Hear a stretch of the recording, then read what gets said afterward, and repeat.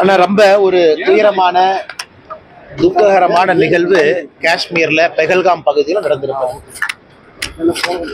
அதுவும் ரொம்ப முக்கியமா என்னன்னா எல்லாமே ரொம்ப இன்னசென்டான மக்கள். தமிழ்நாட்டில இருந்து, கர்நாடகால இருந்து, மகாராஷ்டிரால இருந்து நிறைய அரசு அதிகாரிகள் கூட அவங்களோட எல்டிசியை பயன்படுத்தி, இன்டெலிஜென்ஸ் பியூரோ, சமீபத்தில் திருமணமாகி ஒரே ஒரு வாரம் ஆகி இருக்கக்கூடிய நேவியில் இருக்கக்கூடிய ஒரு சகோதரர், எல்லோருமே நடுத்தர மக்கள். இந்த நேரத்துல காஷ்மீருக்கு போகணும் அப்படிங்கறதுக்காக போனவங்க. திட்டமிட்டு தாக்குதல் நடத்தப்பட்ட விதம் ஒரு மனிதன் இப்படி எல்லாம் செய்வானா அப்படிங்கிற கேள்வியை நமக்குள்ள எழுப்பியிருக்கு. அதுவும் நான் இந்த நேரத்துல எல்லா மதமும் ஒரே மதம் என்று நினைக்கக்கூடிய மனிதன் நான் இருந்தாலும் கூட, ஆனா வரக்கூடிய தீவிரவாதிகள் அப்படி நினைக்கல. நீ குரான்ல இருந்து 2 வெர்ச சொல்லு, உனக்கு தெரிஞ்சிருக்கா, நீ இந்துவா முஸ்லீமா, இதெல்லாம் கேட்டு 26 பேர் அப்பாவிகளை படுகொலை செய்திருக்கிறார்கள். 30க்கும் மேற்பட்டவங்க படுகாயம் அடைந்திருக்கிறார்கள். நம்முடைய பாரத பிரதமர் ஐயா நரேந்திர மோடி அவர்கள் 2 நாள் சுற்றுப்பயணமாக, அரசு பயணமாக பாரத பிரதமர் நரேந்திர மோடி அவர்கள் சவுதி அரேபியா போயிருந்தாங்க. அவர்களும் கூட ஒரே நாள்ல திரும்பி வர வேண்டிய கட்டாயம். இதே நேரத்தில் இந்தியாவில் அமெரிக்காவுடைய துணை ஜனாதிபதி ஜேடி வான்ஸ் அவர்களும் அமெரிக்க துணை ஜனாதிபதி இந்தியாவில் இருக்கிறாங்க. அதனால் இதோடைய டைமிங் கூட ரொம்ப முக்கியத்துவம் வாய்ந்ததா இருக்கு. பிரதமர் அவர்கள் சவுதி அரேபியாவுக்கு ஒரு முக்கியமான ஒரு நட்பு நாடுக்கு போகக்கூடிய நேரம், அமெரிக்காவுடைய துணை ஜனாதிபதி இங்க இருக்கக்கூடிய நேரம். அந்த நேரத்தில் ஐஎஸ்ஐ இன்ஸ்பயர்ட் இந்த தாக்குதல் நடத்தப்பட்டிருக்கிறது. நிச்சயமாக இது கண்டிக்கின்றோம் என்று சொல்வதை விட நம்முடைய அரசு கொடுக்கக்கூடிய பதிலடியும் கூட இதுல முக்கியமா இருக்க போகும். அதனால இந்த நேரத்தில் எல்லா மக்களும் கூட அமைதியா இருக்கணும். ஏன்னா யாரும் சோசியல் மீடியாவில் நிறைய விஷயங்களை பார்க்குறோம், எல்லோருமே ஆக்ரோஷமா பதிவுகளை போடுறாங்க. தேவையில்லாதது. அரசு இயந்திரங்கள் என்ன செய்யணுமோ தகுந்த நேரத்தில் அவங்க செய்வாங்க. நேற்றிலிருந்தே நாம் பார்க்கின்றோம், அந்த ஜம்மு அண்ட் காஷ்மீரினுடைய ஆளுநர் அவங்க சொல்லியிருக்கிறாங்க, ஆன்டி டெரர் ஆப்ரேஷன் எல்லாமே ஆரம்பிச்சிருக்கிறோம். அதனால் அரசு நிச்சயமாக இதற்கு என்ன பதிலடி கொடுக்கணுமோ, எப்படி கொடுக்கணுமோ, எந்த நேரத்தில் கொடுக்கணுமோ கொடுப்பாங்க. அதனால் மக்கள் அதற்காக நாம் செய்யக்கூடிய வேலையை நம்ம நிறுத்தக்கூடாது. எல்லோரும் நம் வேலையை செய்யணும். காஷ்மீர் போறவங்க போகணும். நாளைக்கு நான் காஷ்மீர் போறதா புக் பண்ணியிருக்கிறேன், வர்ற ஜூலை மாசம் அமர்நாத் யாத்திரா நடக்குது, நான் போனவங்க நினைக்கிறவங்க கண்டிப்பா போகணும். இந்த கோழைத்தனமான இந்த தாக்குதலுக்கெல்லாம் பயந்து நாம் நம்முடைய வேலையை நிறுத்தினாதான் அந்த தீவிரவாதிகளுக்கு நாம் கொடுக்கக்கூடிய பயமா இருக்கும். அதை பண்ணக்கூடாது. எல்லோரும் நம் வேலையை செய்வோம். காஷ்மீருக்கு யார் போகணும்னு நினைக்கிறோமோ போகும்.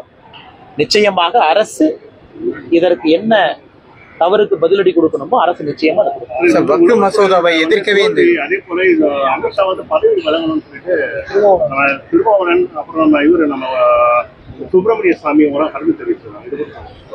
ஆனா அரசியல் பேசுறவங்க பேசிக்கிட்டே தாங்கன்னா இருப்பாங்க.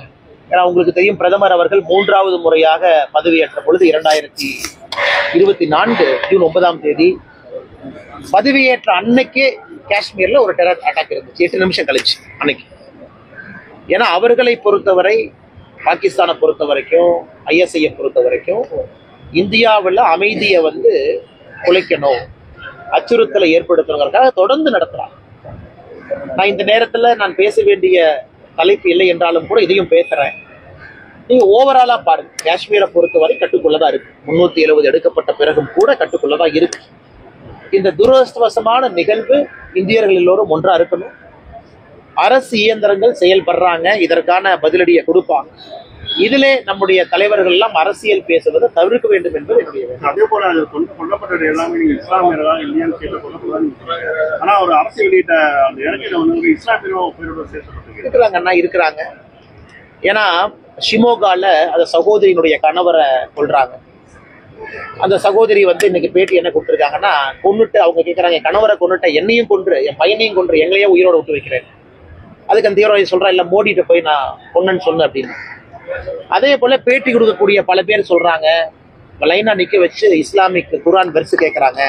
சொல்லாதவங்கள 3 புல்லட் தலையில் 1 காதுல சொல்றாங்க. சொல்றதை வச்சு நம்ம சொல்றோம்.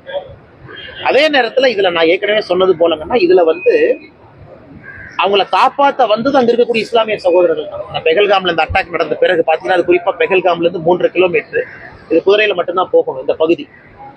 அந்த பகுதியில முதல் கட்ட சிகிச்சை உடனடியா வந்தது. அங்க இருக்கக்கூடிய இஸ்லாமிய சொந்தங்கள் தான் வந்தாங்க.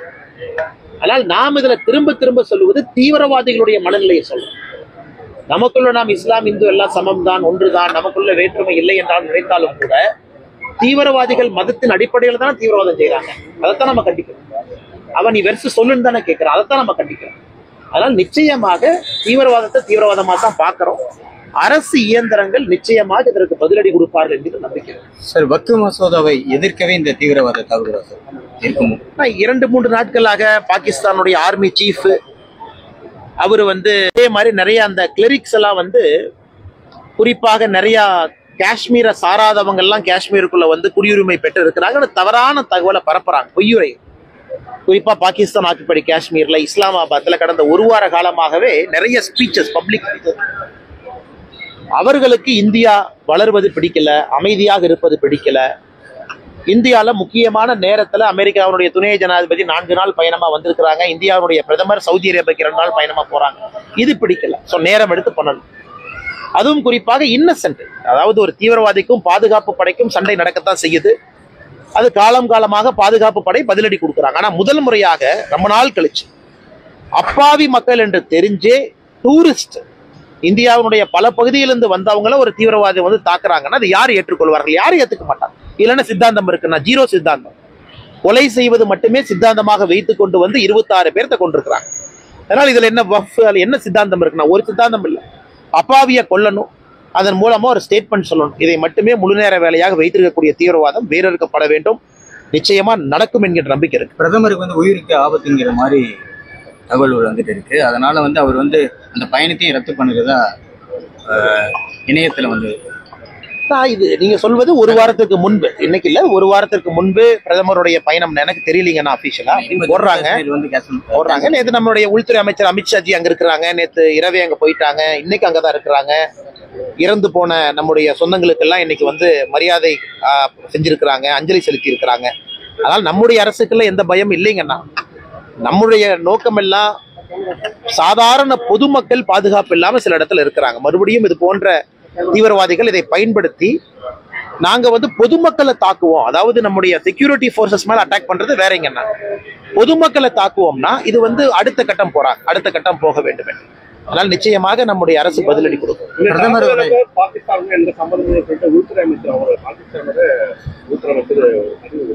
அதை பத்தி நான் கருத்து சொல்ல விரும்பலைங்கன்னா தவறா போயிடும். நம்முடைய அரசு பதில் சொல்லுவாங்க. ஏன்னா இன்னைக்கு எல்இடி சார்ந்த ஒரு அமைப்பு, ரெசிஸ்டன்ஸ் ஃப்ரண்ட் அப்படிங்கிற அமைப்பு பொறுப்பேற்றிருக்கிறாங்க. லஷ்கர்-இ தொய்பாவோட நேரடி சம்பந்தம், லஷ்கர்-இ தொய்பா பாகிஸ்தான்ல நேரடி சம்பந்தம். அதை வச்சுதான் நான் சொல்றேங்க. நம்முடைய அரசு சொல்லுவாங்க யாரு, எப்படி, யார் வந்தாங்க, எத்தனை பேர் வந்தாங்க, எல்லாமே. அதனால அரசு சொல்ல வேண்டிய பதில நான் சொன்னா அது தவறா போயிடும். சார், உள்துறை அமைச்சர் இணை அமைச்சர் ஆக போறீங்க. இந்த மாதிரி நடவடிக்கை நாளை எங்கேயும் ஆகலீங்கன்னா, நான் எங்கேயும் ஆகல, நான் உங்களோட தானே இருக்கேன். நான் எங்கேயும் ஆகலீங்கன்னா நம்முடைய அரசு கண்டிப்பாக நிச்சயமாக